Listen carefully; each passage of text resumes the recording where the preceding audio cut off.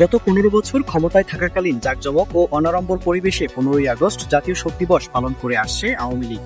গত 5 আগস্ট ছাত্র জনতার গণ অভ্যুত্থানের মুখে আওয়ামী লীগ সরকারের পতন ঘটে। প্রধানমন্ত্রীর পদ থেকে পদত্যাগ করে ভারতে পালিয়ে যান আওয়ামী লীগ সভাপতি শেখ হাসিনা। ওই ঘটনায় শীর্ষ পর্যায়ের মন্ত্রী নেতাদের কেউ কেউ বিদেশে পাড়ি জমিয়েছে, আর বেশিরভাগ দেশের ভিতরেই আত্মগোপনে রয়েছে।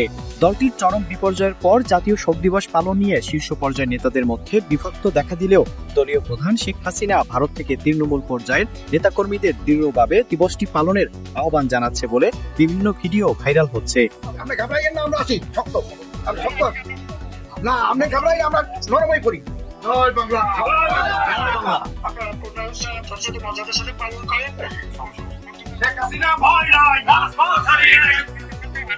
ইতিমধ্যে বঙ্গবন্ধু শেখ মুজিবুর রহমানের প্রতি শ্রদ্ধা জানাতে 15ই আগস্ট জাতীয় শোক দিবসের বিভিন্ন কর্মসূচি দিয়েছে আওয়ামী লীগ। সামাজিক যোগাযোগ মাধ্যমে পাওয়া আওয়ামী লীগের একটি প্রেস বিজ্ঞপ্তির মাধ্যমে এই কর্মসূচির তথ্য জানা গেছে। প্রেস বিজ্ঞপ্তিতে আওয়ামী লীগের দপ্তর সম্পাদক ব্যারিস্টার বিপ্লব বড়ুয়া স্বাক্ষর রয়েছে।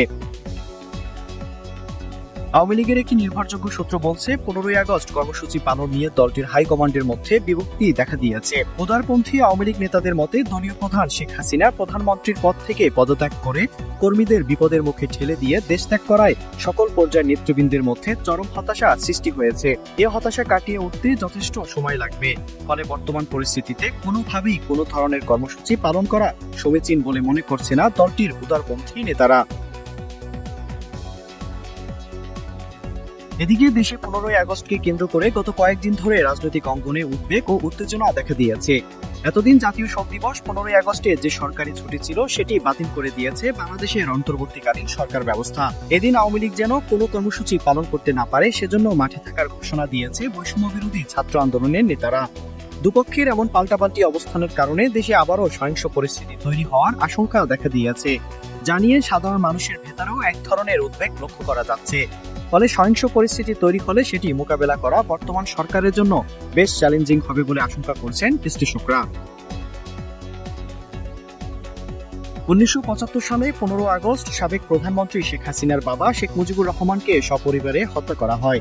শেখ হাসিনা 1996 সালে ক্ষমতা আসার পর থেকে এই দিনকে জাতীয় শোক দিবস হিসেবে পালন করা হয়। পরে 2002 সালে বিএনপি জামাত জোট সরকার ক্ষমতায় আসার পর এই সিদ্ধান্ত বাতিল করা হয়। পরে 2008 সালে দ্বিতীয়বার ক্ষমতায় আসার পর হাইকোর্টের এক আদেশে দিবসটিকে আবারও পুনর্বহাল করা হয়। তবে 15 আগস্ট ঘিরে আওয়ামী লীগ কোনো সহিংসতা করলে সেটি হবে এক রাজনৈতিক পতনেরই অংশ। হিরুন আহমেদ, এসএ টিভি ডিজিটাল।